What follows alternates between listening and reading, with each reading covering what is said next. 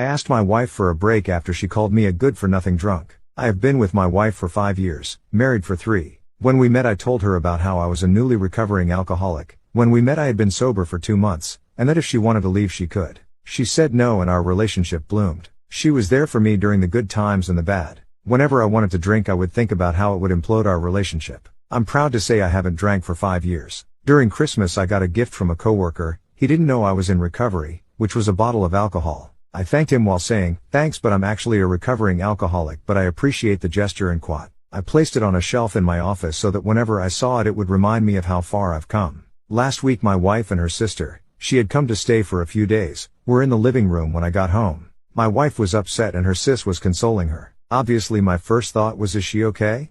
My wife looked at me and took out the bottle that had been in my office. However, the thing was half empty. She asked me how long I'd relapsed for. I told her not since 5 years ago. She wouldn't believe me. She said that her sister said she saw me drinking with her own 2 eyes and that she was right. I was a good-for-nothing drunk and I always would be. The word stung. I couldn't believe my wife who I'd loved for 5 years would say that. I quietly got my stuff and started to walk out the door. It took everything in me not to cry. And I'll admit, I was pretty shaken up. As soon as I sat in the car the tears started coming.